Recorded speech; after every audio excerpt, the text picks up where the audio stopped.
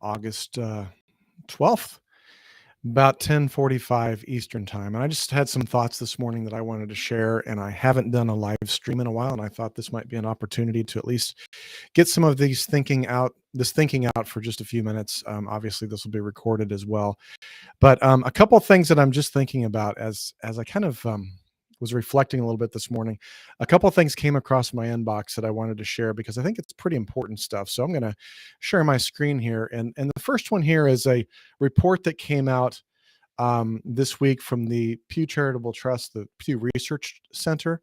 A lot of great information. I've leaned into Pew for many years to kind of understand the what's going on in higher education. And one of the things that I've noticed here was the fact that there's a lot going on with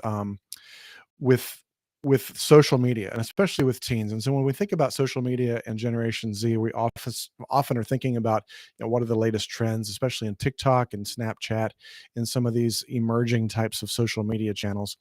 And this study that they just finished up obviously predicts that TikTok has established itself as one of the top online platforms for U.S. teens, while the share of teens who use Facebook has fallen sharply. I think that we've inherently known that for a while, and I think that we're seeing that. But a couple of things I wanted to point out in this study as I go through here. I look at this chart right here, and one of the things that I want to point out is the fact that, we look here from 2014 to 2015. Obviously, Snapchat was not around. It was not until, probably 2017, 18 that a tool called Musical.ly came out. And that was the genesis of what we know today as TikTok. And so it was kind of created as a tweener type of social media platform. It's obviously grown into the largest website on the internet. It passed Google in the most access to its website in the last 6 or 8 months. And so now TikTok, obviously 67% of all teens either use it or they have used it. And then obviously Instagram has went up from 52% to 62%. Snapchat, you can see the increase there. Facebook has taken a dive down to only 32% of today's teens say that they've used that or haven't or use it regularly. 33% down to Twitter. So Twitter, these other ones, Twitch is coming. I anticipate this going up. If you don't know what Twitch is, it's kind of a social media platform around gaming, very popular with male teens, and that's indicated in the article if you read that. And then Tumblr is taking a nosedive as well. But one thing I wanted to point out to, it's real easy to look at these lines and ignore this right up here at the top. YouTube. Many times people forget that YouTube is the biggest social media network out there, especially for teens by far. 92% utilize YouTube on a regular basis. 95%, I should say. The other thing that you need to remember is YouTube is the second largest search engine on the planet. So after Google, YouTube is the next largest search engine. Generation Z goes to YouTube for just about everything. If they need to figure out how to do something, they go to YouTube. If they need to understand something, they go to YouTube. If they need to figure out a way to do a math problem, they go to YouTube. So let's not discount the power that YouTube has. And so part of what I wanted to encourage you today is to really think through what is your social media strategy for enrollment and for prospective students. And keep this in mind. I mean, I don't necessarily think that you need to have a TikTok strategy. You need to have a social media strategy. There might be some tactics that come out of that strategy that include TikTok, that include Instagram, but more than anything, you need to have a social media strategy that covers everything. And I also want to just point out too, that you really need to have a really good strategy around YouTube. I think sometimes we kind of just let that be kind of our collection area of everything. Remember that with YouTube, like social media, you can share other YouTube videos that you think would be important to your prospective students, your prospective parents. You can create channels, and then you can also just curate other content from all around the country, or all around the internet. So the idea of being able to curate content from regarding FAFSA, or curate the best videos about how to fill out a FAFSA form, you could curate that on your YouTube channel and push that out to your followers, which, as you develop that social media strategy, develop the strategy of how to actually engage those students to start following your channel and be notified when you have new content that is worthy of their attention.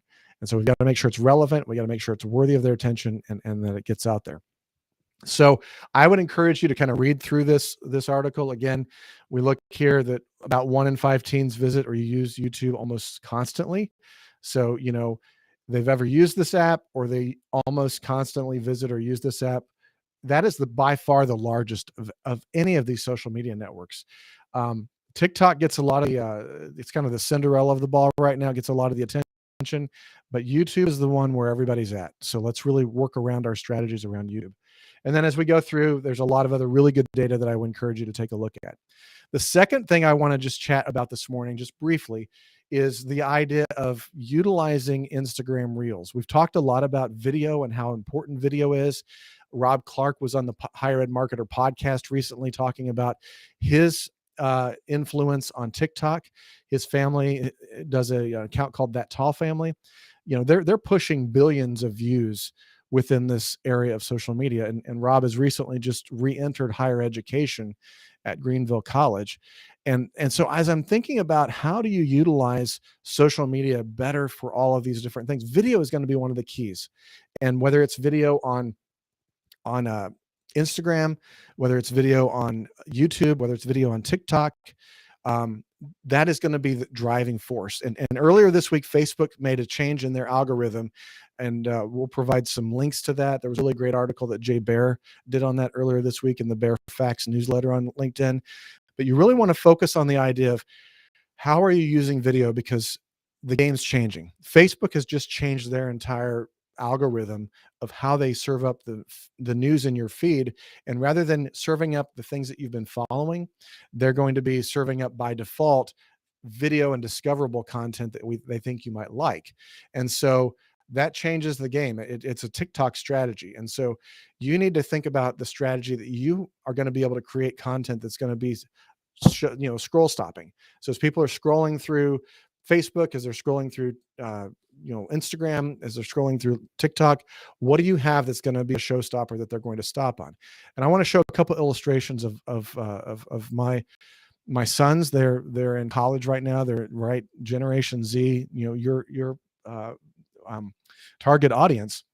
So Ben has started a Instagram account for his photography. So he has a photography business and side hustle that he's doing, and he's been creating a lot of different posts in his photography account. But I wanted to point this one out because this was a reel that he took his photos and turned them into a video. And if we just look back here at his account, let me go back here to his account.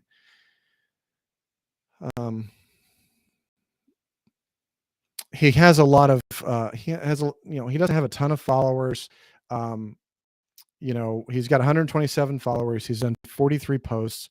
A lot of these posts that he's had, just the images themselves, good quality images. But when you go to his reels, you can see here that when he's translated the photos into the reel, he's had 9,000 views on this one. He has 2,400 here. The subject matter here is kind of playing into it. The key frame is that dog. Key frame here is some cityscape. I think that's the difference, but you can play with it. You can kind of figure this stuff out and understand how that works.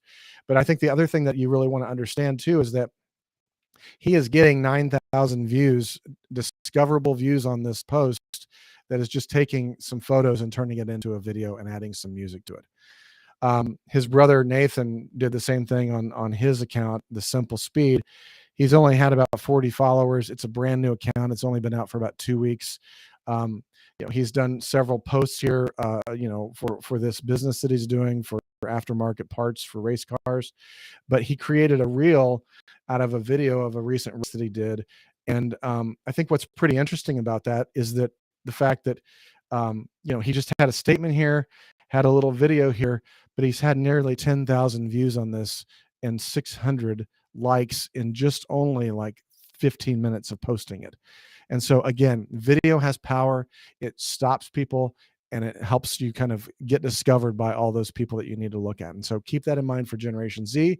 Keep it in mind for the Generation Alpha that's coming up, entering 8th grade this fall. They're going to start looking at your schools as they start getting their thinking going in high school about college and post-secondary education. So really keep that in mind as you look at that. So just a few things that I kind of wanted to share with you this morning as I'm thinking about some social media. I hope this has been helpful. Look forward to hearing back from you. If you have any other questions, direct message me and we'll talk more about that. Have a great day.